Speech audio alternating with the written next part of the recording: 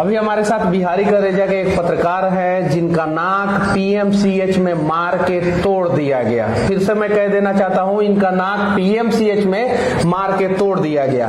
PMCH Bihar का सबसे अच्छा, सबसे बढ़िया अस्पताल है जिसमें कहीं भी भ्रष्टाचार नहीं होता है, मरीजों का इलाज ईमानदारी पूर्वक होता है और उसके जितने भी सिक्योरिटी गार्ड है, जितने भी डॉक्टर है या जो भी प्रिंसिपल है, बहुत ईमानदार है। भगवान करे कि धरती के हर एक अस्पताल में जो है ना, उन लोगों के बच्चे का इलाज होना तो वैसे ही डॉक्टर, वैसे ही प्रिंसिपल, वैसे ही सिक्योरिटी गार्ड मिले जो दूसरे के बच्चे का नाक तोड़ देते हैं। क्या कर रहे थे और क्यों नाक तोड़वा लिए पीएमसीएच में आप?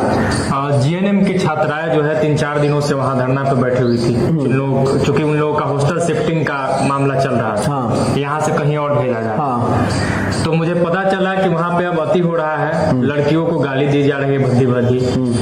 पुलिस जो है वो लड़कियों का हाथ पकड़ के, शरीर पकड़ के उनको एक से दूसरे जगह शिफ्ट कर रहे हैं, भगा रहे हैं, मार रहे हैं। और हम गए तो ठीक वैसा ही वहाँ हो रहा था। आप पत्रकार हैं जी, क्या आपको पता है इसमें पुलिस की लापरवाही नहीं होती है? इसमें कहीं नहीं तो कहीं ऊपर के अधिकारियों की लापरवाही होती है, जो बोलते हैं कि मारो तो पुलिस मारता है, और जो बोलते हैं कि आग लगा रहा है सब तो लगाने दो, तुम चुपचाप शांति से सामने खड़ा रहना, तो पुलिस शांति से सामने खड़ा रहता है। तो इसमें पुलिस की गलती है या पीएमसीएच प्रशासन की गलती है? वहां से पुलिस जबरदस्ती शिफ्ट करा रहा था या पीएमसीएच प्रशासन शिफ्ट करवा रहा था? सामान्य सिपाही का तो हिम्मत ही नहीं है कि किसी लड़की का हाथ पकड़ ले, किसी पत्रकार का नाक तोड़ दे। ये तो ऊपर से इशारा है। ये तो मंगल पांडे जी पीएमसीएच के जो भी आला अधिकारी है उनके इशारे पे ये हो रहा है। और बिहार के लोगों, ईमानदार पत्रकार तो आप लोगों को भी चाहिए। और कहते हैं कभी कभी कि कुछ पत्रकार हो गए हैं, कुछ पत्रकार हो गए हैं। तो जो पत्रकार बनने का प्रयास कर रहे हैं, बिहार की समस्याओं को दिखाने का प्रयास कर रहे हैं ईमानदारी पूर्वक, उनके लिए क्यों नहीं खड़े होते हैं? अगर किसी विधायक का नाक का हड्डी टूटा होता या विधायक की बीवी का, विधायक के बच्चे का नाक का हड्डी टूटा होता तो शायद जो है सड़कों पे जो है तांडव मचता। ऐसे अनेकों उदाहरण है। बेतिया में एक विधायक जी के बेटे को किसी डीएसपी ने थप्पड़ मार दिया था तो पूरा बेतिया जाम कर दिया गया। मोतिहारी में ऐसा घटना हुआ है, मुजफ्फरपुर में ऐसा घटना हुआ है, पटना में ऐसा घटना हुआ है कि विधायक जी के गुर्गे को किसी ने कुछ बोल दिया तो पूरा लोग आ गए। लेकिन पत्रकार को कब, कहां, किस मोड़ पे मारा पीटा, कुचला जाता है, भगाया जाता है, केस किया जाता है, फर्जी केस, और कोई बिहार का आदमी नहीं बोलता है। शायद यही कारण है कि फिर पत्रकार जो है ना, ईमानदारी वाला रास्ता छोड़ के जो है ना, उसी रास्ते पे चलने का प्रयास करते हैं जहां पे कुछ पैसा मिल जाए और किसी भी प्रकार का समस्या ना हो। फिर आगे क्या हुआ?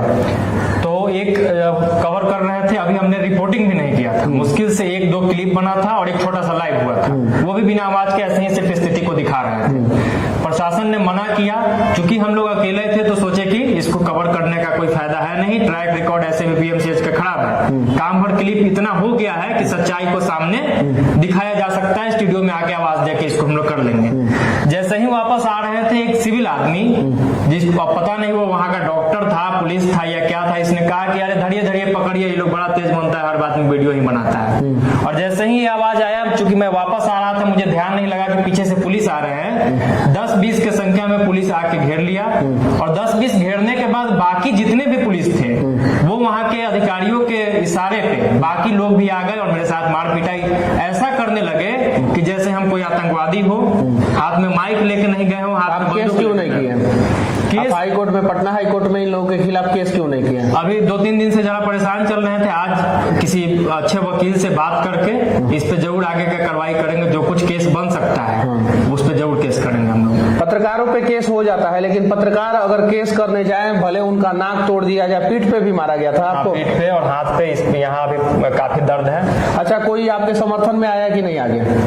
कोई एक आदमी थे जिन्होंने बीच बचाव किया, मुझे ध्यान नहीं आया कि कौन था। और बीच उसके बाद से बिहार में बहुत सारे पत्रकार हैं, वो लोग समर्थन में आगे आए कि नहीं? बहुत कम लोग, जो नए लोग आए, 3-4-5 लोग गिनती के, वो भी वो लोग जो व्यक्तिगत रूप से मुझे जानते हैं, मेरे सहपाठी रहे हो, मेरे सीनियर रहे हो, बस वही लोग। कुछ लोग आए, सुझाव अलग अलग देकर चले गए, लेकिन साथ किसी ने नहीं दिया। साथ किसी ने नहीं दिया। ये है स्थिति, सच्चाई। अब यहाँ पे मैं बैठ के चीखूंगा, चिल्लाऊंगा और तब दिखाऊंगा तो लोग बोलेंगे कि मनीष कश्यप बेवजह चीखते रहता है, चिल्लाते रहता है। शांति से बता रहा हूं इनका दर्द, अगर आप लोगों को शांति से दिख जाए तो हो सके तो इनका मदद करने का प्रयास करना। बिहार में विपक्ष है कि मर गया है? विपक्ष कहीं ना कहीं तो मर चुका है, लेकिन इस मामले में थोड़ा सा कुछ जो लोग हैं जिन्होंने मदद किया है। विपक्ष की बात कर रहा हूं मैं जी। मुख्य विपक्ष की अगर बात की जाए तो वहां से मात्र एक नेता है राजद की, रितु जायसवाल, उन्होंने इस घटना के खिलाफ बोला है और खुद तेज प्रताप यादव जी ने बोला है। बाकी लोग संज्ञान में नहीं लिए हैं। कुछ लोगों को संपर्क, अब जब तेज प्रताप यादव ने बोली दिया है, रितु जायसवाल ने बोली दिया, तो विपक्ष तो मरा हुआ कैसे? विपक्ष तो जिंदा है। नहीं, जैसे अन्य घटनाओं पे मान के चलिए कि आज मेरे साथ हुआ, आज आप मेरे लिए बोल दिए, लेकिन बोलना होगा इस स्थिति पे कि बार बार आज आदर्श पीटा जा रहा है, कल कोई और पीटा जाएगा, परसों कोई और पीटा जाएगा। एक ऐसा बात होना चाहिए, एक ऐसा समाधान निकल के आना चाहिए जो अस्थायी हो, कि पत्रकारों पर हाथ क्यों उठाए। अगर आपको लगता है कि पत्रकार ने गलत किया, आप अपना समस्या दिखाने गए थे कि किसी और का समस्या दिखाने गए थे? हम तो दूसरे का समस्या दिखाने गए थे। तो जिसका समस्या दिखाने गए थे उनको ना कूटो पीटो, पत्रकार को क्यों कूटते पीटते हो? आंदोलन करते हो आप लोग, पुलिस वाले भी आप अपने बहाली के लिए, वैकेंसी के लिए जब आंदोलन करते हो तो पत्रकार ही पहुंचता है, दिखाता है, तब आप लोगों का जो है जाके वैकेंसी निकलता है। अभी बीपीएससी का शायद से 800 सीट पे वैकेंसी निकला है, 800 सीट पे ना, कितना? 802 ना। अभी बीपीएससी का 802 सीट पे वैकेंसी निकला है, पेपर रद्द हो गया, तो पत्रकार ही ने दिखाया है। फिर आप जाके कल को अधिकारी बन जाएंगे, डीएसपी बन जाएंगे, और तब कुछ होगा तब पत्रकार वहां पे जाएंगे और आप पत्रकारों के ऊपर ही डंडा चलाएंगे, तो सही बात नहीं ना है। ये चीज है, अगर कहीं कुछ हो रहा है तो जो कर रहा है उसके ऊपर संज्ञान लिया जाए, सही है कि नहीं? बिल्कुल। तो फिर उसके बाद से क्या हुआ? वहां से आप निकल गए, उसके बाद से फोन भी छीन लिया गया था मेरा। मैंने बार बार कहा कि आप मोबाइल चेक कीजिए, आपने जब से मना किया है उसके बाद से अगर एक क्लिप हो तो एक्शन लीजिए, और चलिए एक्शन लीजिए ना लीजिए, फोन दे दीजिए। पीएमसीएच पाकिस्तान में है क्या? लग तो वही रहा है, क्योंकि नीतीश बाबू कहते हैं कि बिहार का पीएमसीएच पाकिस्तान में है। जिस प्रकार से पाकिस्तान में इंडियन पत्रकार नहीं जा सकते हैं, वैसे ही पीएमसीएच में पत्रकार नहीं जा सकते हैं। पाकिस्तान में अगर पत्रकार जाके पाकिस्तान की सच्चाई दिखाना शुरू कर देंगे तो पाकिस्तान की सुरक्षा एजेंसियां जो है पत्रकारों को गोली मार देगी।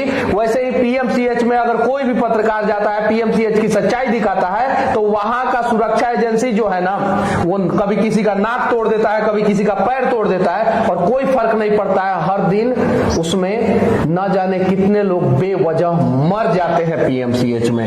सही है? बिल्कुल नहीं। कहते हैं नीतीश जी कि वर्ल्ड बेस्ट अस्पतालों की श्रेणी में लाते हैं पीएमसीएच, तो वर्ल्ड बेस्ट है ना।